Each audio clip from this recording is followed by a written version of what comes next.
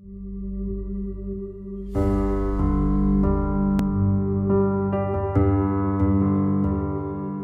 hard for me to imagine that the center is 25 years old already. 17,000 students, 116 Notre Dame alumni clubs, 125,000 hours of service worldwide.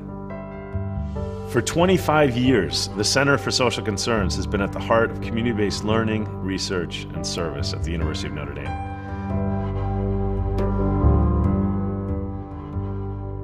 Father Don McNeil ran the Center for Experiential Learning, and I had the Office for Volunteer Services, and we both had students that connected to our office to do the various projects and services.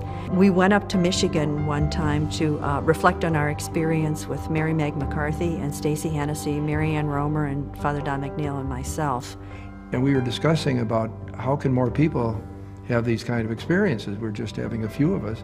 So Mary Meg, is very imaginative, thought, well, we got to do something, we got to organize, we got to get something that's both visible and accessible to the students. And right around that time was when we heard the WNDU building was being closed and it was going to be open to bidders. Paul Kapsick was the architect that Mary Meg persuaded to draw the plans converting the TV radio station into the Center for Social Concerns.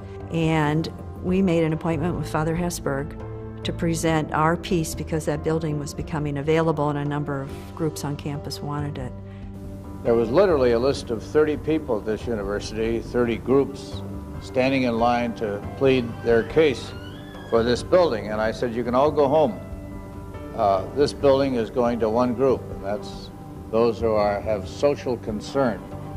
And something happened, I think. It became an integral part of the education at this place, which, if you want to say what makes its difference, this is one of the great things that makes it different to be a student at Notre Dame. And it grew and it caught on and it spread in 1,000 directions. It was just a time in history where things seemed to come together and there was this momentum. And I'm thrilled to see that this momentum has continued. We have seen a substantial growth, an amazing growth of the numbers of students who are involved with community-based learning, community-based research, community service. Fully 85% of our students are engaged in some form of community-based learning or service. So this is a very exciting initiative that grew quickly and ferociously in some sense. I think that taking the classroom out into the real world has got to be one of the most phenomenal things that the Center for Social Concerns does.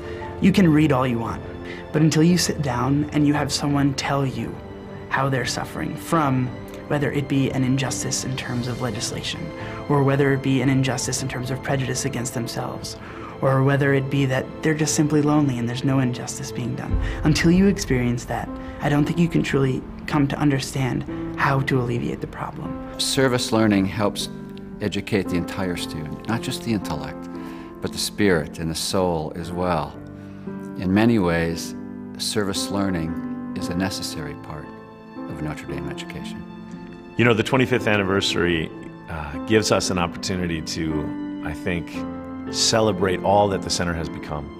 I remember thinking about Soren when he was looking at the burned out shell of the main building, and he said to everyone around him, he said, "I'm getting the message from Our Lady." Everybody else was thinking, oh yeah, we should quit. But no, he turns and he says, "We built it too small." And I think that's where we are right now. We're realizing that the small, humble, beautiful building that has housed us for this amount of time has become too small for the energy, commitment, and enthusiasm with which we're facing the future. So we're very excited about the new Geddes Hall. This beautiful new building will be the home of the Institute for Church Life, of which the Center for Social Concerns is a part. And with it comes renewed momentum and a new era of collaboration. You know, the special mission of Notre Dame is to combine a deep faith expressed in action with the highest level of learning and inquiry and scholarship. So the mission of the university, which I think John Jenkins is articulating, is to follow what Christ calls us to be people of love, to be people of faith, to be people of compassion, who use their minds and their hearts and bring them together, like Basil Morrow, our Holy Cross founder, says, in order to bring about citizens who go into our world and are going to bring about as much change as possible.